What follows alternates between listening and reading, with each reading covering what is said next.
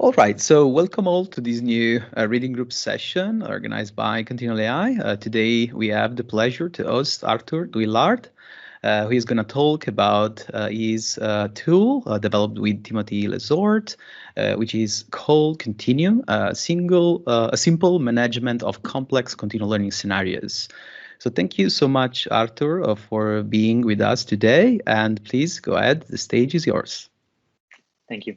So hello everyone, and welcome to my presentation of Continuum, simple management of complex continual learning scenario. So first I want to thank Vincenzo for inviting me for this meetup. I really like the work he put on hosting all this presentation. It's really nice contribution for the community. So in this talk, I will present about a library, Python library that I developed with Timothy Lesort. So if you don't want to wait for the presentation, you can directly play with our code by doing pip install Continuum. But please wait for a few minutes and I will explain what is Continuum and why we think it's useful for you and for the community.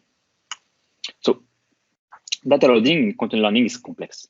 So in other setting, we have one unique data set. So it's very easy to build quickly all the boilerplate code for the data, and then you can work on what is interesting the model. But in continual learning, it's way different because we don't have one data set, one distribution, but we have several data sets. So we need to write code in order to speed a data set, like MNIST, for example, in different sub-data sets. And this code can be complex, and many researchers are reinventing the wheel by doing it them by themselves, and sometimes with mistake, which is very problematic. So the goal of Continuum is to propose a way to simplify your data loading. And you don't have to spend time in this boilerplate code, and you can directly dive in what is interesting the model. So what is our philosophy? We developed Continuum with a Unix philosophy in mind. For those who don't know, it is in 3 keywords: minimal, with one single goal, and modular. So it's minimal because we aim for the simplest interface without complex configuration, complex option. It has a one single goal because we won't do a lot of things. We'll do only one thing on linear data. And I think it is a strength. And will be modular because you simply need to define a data set and a scenario. And then those two can be combined together in addition and be natively integrated with the PyTorch ecosystem in order to build something bigger than simply the individual part. So I'm sure you're going to ask me, but wait, there's already many libraries like Sequoia, Facile, and recently Avalanche. So why Continuum? And this is a correct question. So first, Continuum was, to the best of my knowledge, the oldest library that was released to the public. So we have been working on this publicly since a year. And since a year, researchers across the world have told us that they were using this library in their work. This library is a bit different from those 3 libraries. These 3 libraries are really great, and I invite you to test it and to watch the documentation or the meetup presentation about them. It's really interesting. But they are with a different philosophy. They aim to propose a whole ecosystem with data loaders, but also models, strategies, and losses, for example, which is a good thing. But it's also opposite to our philosophy, where we want to do only data loading in order to be very lightweight, meaning that those libraries are very well suited if you want to build your model inside them. But our library is in the opposite. Our library is a plugin. In order, like, you can plug the Continuum data loading library inside a small code base, for example, a Jupyter notebook, in order to do fast prototyping, but can be also plugged in a very large code base like Sequoia, for example. Indeed, Sequoia, the library that is behind this year's competition at TVPR, is very interesting, very nice. And under the hood, the data loading of Sequoia is powered by Continuum. And this thing, I think, a good example of a synergy between different parts of the community of Continual AI. So I think what you need to remember from this presentation is that Continuum is aiming a different goal than those 3 libraries that are both, all of them, very interesting. So I think at this point, you think probably that I like a lot simplicity. And because I like simplicity, I'm not going to give you a big diagram. I'm going to give you this small diagram that explains what is Continuum, and it is a strength. It is made of three parts, three intuitive parts. First, dataset. So dataset can be MNIST, CIFAR 100, ImageNet, PascalVoc, whatever. We have more than 20 datasets. Then you need to specify a scenario. We have more than 5 different scenarios, and we are adding every month a new one. And finally, the scenario can be declined in different task sets. So as in continual learning, you're learning first one task, then a second task, and etc. And here, the task set are not something complicated or maybe weird. It's simply a torch vision dataset. And this is go in our philosophy in order to have a smooth integration with PyTorch.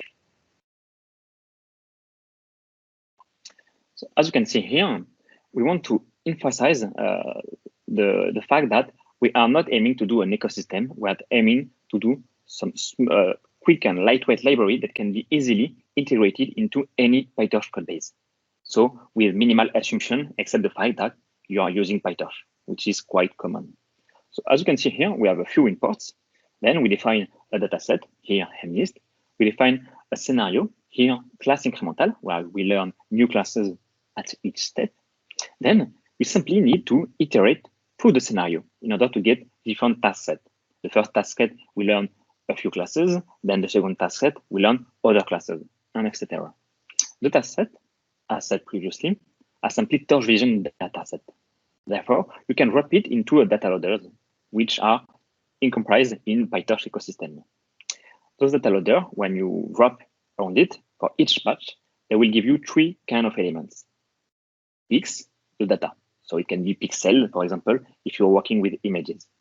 Y will be the labels. For example, in MNIST is 0, 1, 2, and etc. And T will be the task IDs. To give you an example of why our library is very flexible, I will take an example of class incremental versus task incremental. So there is many settings in continual learning, and one what is famous is where each new task brings new classes. But in this setting, there is two subtlety, whether you're doing class incremental or task incremental. Both of them during training add new classes, but the difference is in the evaluation. In the evaluation, class incremental is evaluating on all dataset, on all tasks that you've seen previously without using the task ID of every element. While in task incremental, you're allowed to use the task ID of each sample. So this subtle difference is very important and will give very different results depending on whether you use or not this task ID. In our setting, it's very easy. You simply iterate through the test loader with X, Y, and T. And if you don't want to do class incremental, you don't use T. If you want to do task incremental, you use T. That's simple.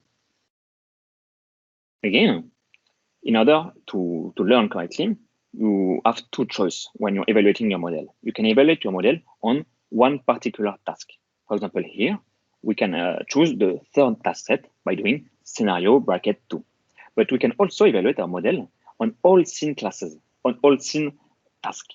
Therefore, you can simply use the fancy indexing of Python by doing scenario bracket double colon 3.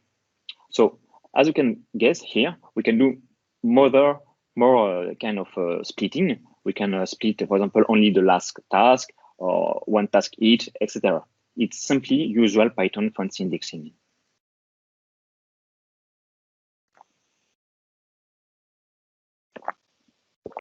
Split and list is probably the most famous continual learning setting because it's small and quite easy to understand. In split and list, each task will bring new classes. Here I'm showing you how to do it. So as said previously, you define a data set. Note that all our data set can be downloaded automatically, which is nice. Then you have the class incremental scenario where we specify that we are using the MNIST dataset, and we're specifying increment 2, meaning that we want that each task bring 2 new classes. Therefore, we learn the class 0 and 1, then 2 and 3, then 4 and 5, and etc. So this is nice, but actually, by the way, here, all the data sets, images that you can see in this presentation were automatically generated by the library Continuum because we provide several utilities in order to inspect the data and understand what is correctly the distribution of the current task. But what if we want tasks made of a different amount of class each? For example, what if we want to learn 4 classes, then 4 classes, then 2 classes? Well, this setting can be a bit cumbersome to code if you were to do it by yourself, but with Continuum, it's very simple. You simply need to specify the increment for each task. Here, 4, 4, and 2. Therefore, you will learn here the class 0, 1, 2, 3, then 4, 5, 6, and then the 2 last class, 8, and 9.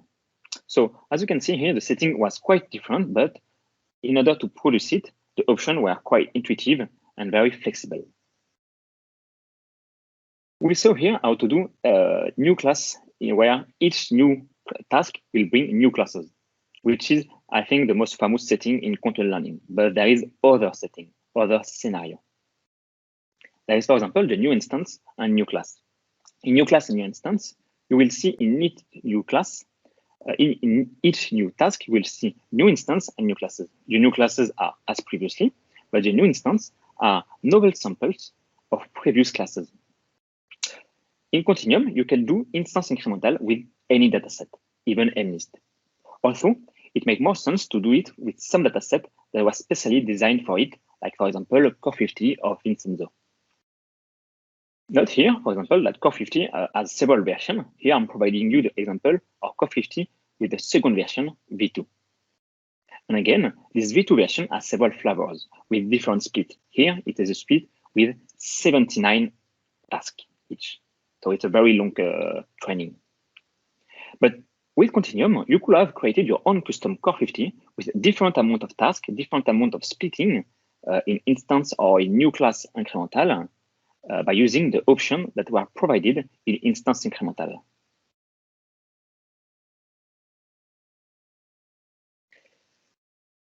We saw image classification where there is one label per image, which is a very common setting. But what about several labels per image? So there is several settings that provide this kind of scenario, like for example, multi-label, object detection, and segmentation. I will talk here about segmentation. In segmentation, semantic segmentation, you will have to classify every pixel in an image.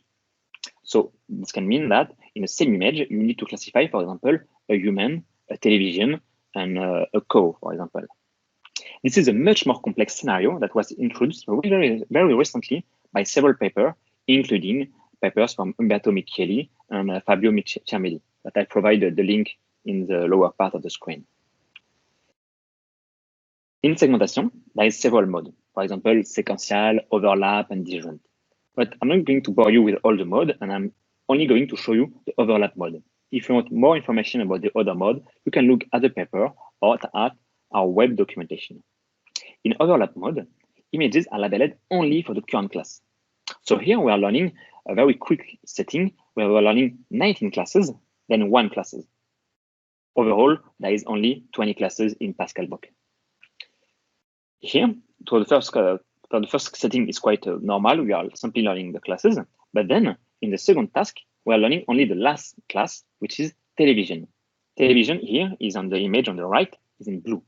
And as you can see, only the television is labelized, while the other class, like for example, the person, the human, is not labelized and is considered as black as it is background class. So as you can guess, this is a very different setting from image classification, and it's quite cumbersome to code it by yourself. Here, in Continuum, you need to add a few more options. For example, you need to specify what is the mode. You need to specify, for example, what kind of resizing we want to do for the image, because each image are different size. But apart from these few options, the interface and how you use the scenario is exactly the same. We're iterating different task set through a scenario, and each task set can be wrapped with a data loader, which provide at each batch 3 elements, X, Y, and T. But in this case, X and Y are not simply an image and a label, but here it's a bigger image, X, and Y is a segmentation map with several labels. But the interface is exactly the same, and you can directly focus on your model. Apart from image classification and segmentation, there's also a third kind of scenario that can be applied to anything. It is the transformation scenario. Here, each new task is the same data that the first task, but that is transformed differently. The most famous ones are permuted M-list and rotation M-list. In permuted M-list, each new task brings a new permutation where all the pixels of the image are shuffled. In rotation M-list, which is more intuitive, each new task shows the same image as previously, but with a different rotation. I'm going to show you here how the strength of our interface is that you can build your own transformation incremental. You simply need to specify the dataset, here M-list, the scenario, here transformation incremental, and a list of transformations to be applied at each task. Here, we use the transformations that are provided by Torch Vision. Random affine, where we have, for the first task, 0° rotation, so no rotation at all. The second task, 45, and the third task, 90° rotation. So as you can see here, we did some very simple example for rotation M-list, but you could imagine to build your own transformation incremental setting simply by combining different transformations provided by Torch Vision. You could imagine, for example, an M-list, each new task bring an M-list with different colors. For example, digit in blue, in green, and red. Finally, for large-scale datasets, such as ImageNet, for example, it's usually very important to do rehearsal learning in order to review the previous data in a limited amount. So this is a very important requirement that the amount is limited. Here, you can handle in our setting, Continuum, the rehearsal memory as you want. So you can simply extract some images from the previous data as you wish, or you can generate your own images with a GAN, for example, as it exists in pseudo rehearsal learning. Then you can use this memory that you created in any task set you want. Here, for example, I'm using it in the third task set designed by scenario bracket 2 with the method add sample. Then, when you're using rehearsal learning, because you're using a very limited amount of the previous data, there is usually a huge imbalance between the new data and the old data. Therefore, it's often useful to do oversampling. In order to do oversampling, you don't need to do something particular with Continuum. You can simply define a sampler from Torch Vision and provide it to the data loader.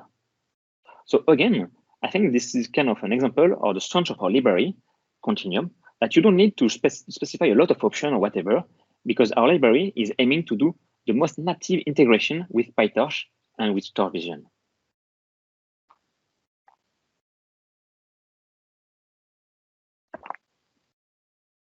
So what about the future? So as you can guess here, we don't like complexity. We like simplicity. So we won't add a lot of options, complicated attributes, where it becomes so complicated and bloated that you need to read a lot of documentation, a lot of tutorial in order to work and play directly with the library. We don't want that. We won't add either models or losses, because I think it's not the goal of our library. And if you want to do that, there will be other library for it. But we want not to go deep with option, but to go wide with a large choice of simple interface. We want to add more dataset. So more dataset, for example, in segmentation, in object detection, which is very easy and very quick to add in Continuum. And add more dataset, for example, in new kind of data type, for example, NLP, natural language processing. We already provide one dataset for NLP called multi-NLI, but we wish to add more dataset, and it's currently a work in progress in my laboratory about it. We also want to add more scenario. So if you guys have any idea and like Continuum and want to add more dataset or more scenario, please talk with us, and we will work together in order to make it work quickly. Finally, I want to conclude by don't use Continuum for some reason, but use Continuum for other reasons. Don't use Continuum if you want the whole ecosystem. Don't use Continuum if you want to build your model inside an ecosystem that is already very strict, very configured for you. Don't use Continuum if you want to have already models and laws and strategy defined for you. But use Continuum if you want a very lightweight library that can be plugged in anything. That can be plugged easily in a small Jupyter notebook, for example, for fast prototyping, or can be plugged in a large code base. For example, I know a lot of researchers that already have a code base that they drive for their whole PhD for 3 years, and they don't want to leave this code base. which is fine. So you can simply, instead of migrating this code base in a new ecosystem, you can simply bring Continuum in your code base very easily, because as I show, Continuum is very native, and you don't need a lot of work in order to integrate it. And furthermore, I think, and it's maybe a matter of taste, but Continuum, by aiming the most simple interface, has quite a PyTorchionic interface where it's very easily and intuitive to use with the PyTorch and Torch Vision ecosystem. If you want more, we have a documentation where we define all the different data set and scenario that we have. We have a GitHub where you can see all the work that we have, all the tests that we run in order to have a solid and robust library. You can also ask us, for example, in an issue about working on a new dataset or scenario, or you can work with us by doing a pull request. I'm also providing you a link to a Colab tutorial where you can quickly get a feel of how to work with Continuum and see how easy it is to build complex scenario. And finally, if you want to play right now, just open a terminal and do pip install Continuum. I finished my presentation, so you do have any question about it? Thank you so much, Arthur, for your great presentation. I think it was very clear and specific about the goals and the features that the library offers. So I think it was very nice. Thanks. And so maybe I can start by to break the ice, and then I'm sure other people will join this discussion. So I was wondering, do you currently support within Continuum? I mean, because I've seen that you support like Core 50. Yeah. I was wondering if you support, let's say, video benchmarks, and if essentially within how it is called, a task set, maybe it's the task set, the nomenclature, you can have essentially temporal coherency and within the examples enforced.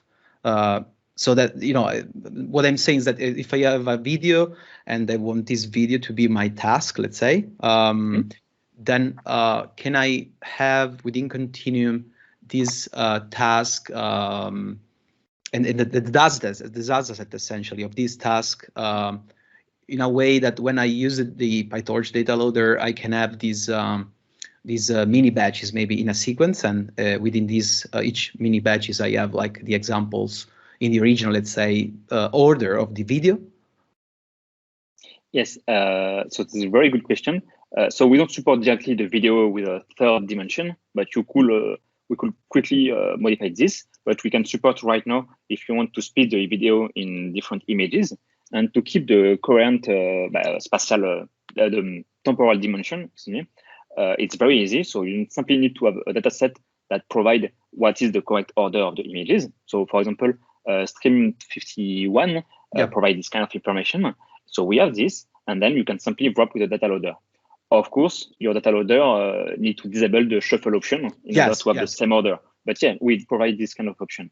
Cool. That's great. That's great. And I imagine the Core 51 is like implementing this as well. I mean, the fact that I mean, in the, for example, 79 batches, in that case, each batch was designed to be like a short video, or I think in the 79 was a sequence of 10 short videos, something like that, of different objects. And yes, and so the order, let's say, of the batches, even though there are I would say a few strategies that are actually using temporal coherency, and so this is not like a big deal, but yeah, I mean that would be like useful to preserve somehow, because it's something that in the future I think would be like very important for continual learning. So this idea of putting together sequence learning and unsupervised learning techniques that exploit temporal coherence within continual learning. So I think that would be awesome to support.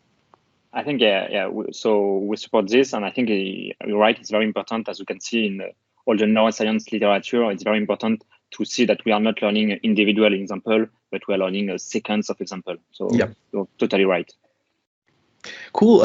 Is there anyone else willing to ask a question to Arthur?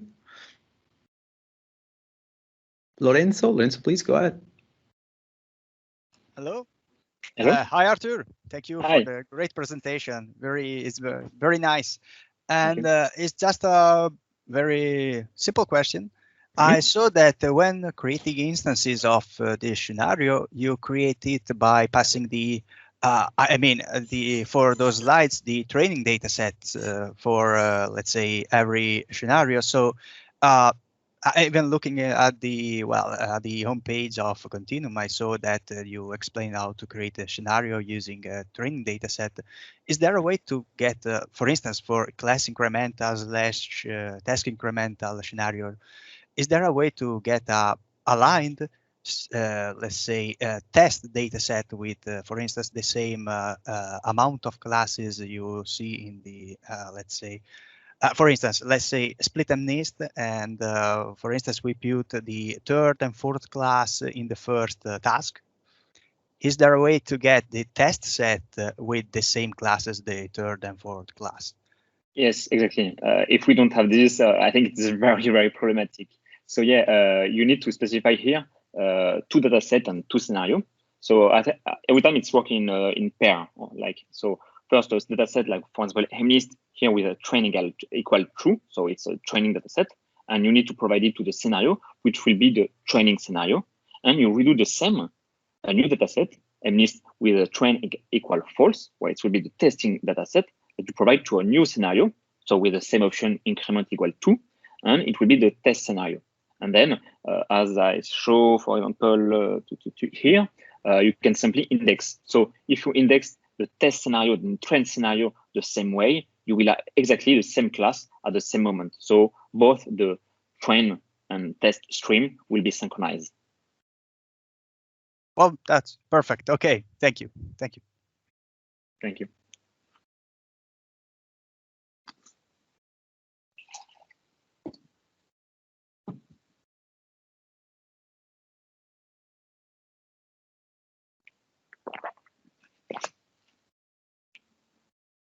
Okay, sorry. I have another question. Sorry. Yeah, And no are you planning to support object detection scenarios? And do you have any projects already in progress on this side? So it's not a priority because I don't know how much it will be very important. So we want to add a scenario and data set depending on the hype there is. Like if there's a lot of researchers that want to work on this, will work on this or not. But it can be quickly added because we already add Stream 51. Where in Stream 51, we don't use the whole image, but we use simply a small part of the image that is limited by a bounding box. So right now, we simply crop the image with a bounding box and then return the cropped image with the label. So it's image classification. But if we will want to do Stream 51, for example, with a bounding box in object detection, that simply we will return in addition of the image, the whole image, the task, the image label, and the bounding box that we have. So it's very quickly to do it. And if there is a ask, if some people want to do it, I think we can do it very quickly. Yes. Oh, perfect. Thank you.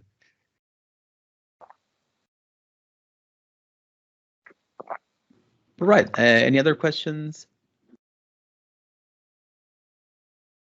from the audience? Yes, go ahead.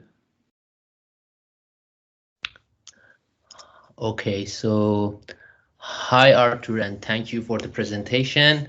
Hi Vincenzo, actually. So sorry I joined a little late, but I was curious to know about the what you did, and when I saw basically Vincenzo shared the link, actually I tried to join as soon as possible.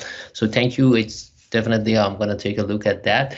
Just curious to know, did you apply basically this Continuum on any out of distribution generalization scenario? It's just it was just on top of my basically head. I wanted to know did you apply it on any scenario, or is I know this domain is kind of overlap in some aspects with basically continual learning, but I was just curious to know maybe I missed that part that you discussed or something, but just wanted to know. Thank you. Yeah. Thank you. It's a very good question. So we don't have some data set or scenario that are directly applied for out of distribution, but it can be easily done with the existing code actually.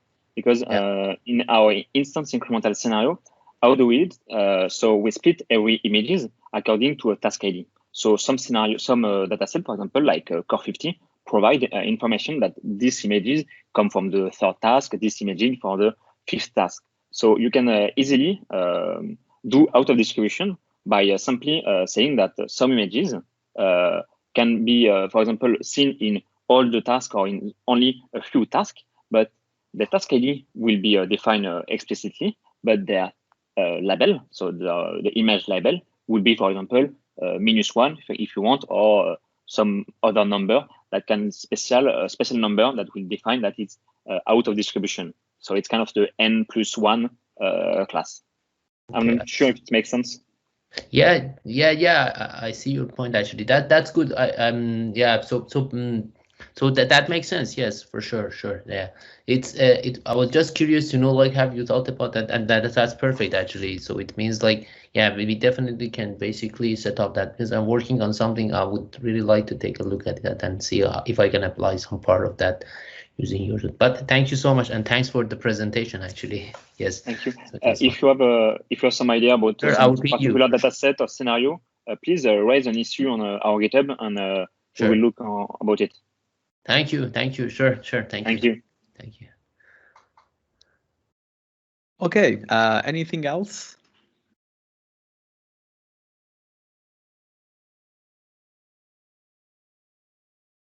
All right, so thank you so much for Arthur especially, and all the people that joined.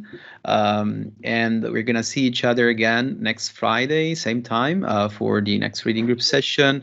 And please, Arthur, if you can, please share your slides with me so that I can upload them on the Git this course discussion that we have open about Continuum on our forum. Thanks. Cool. Thank you again, Vincenzo. See you soon, and happy Easter, everyone. Bye. Thanks a lot. Bye, everyone. Bye. Thank you, Arthur.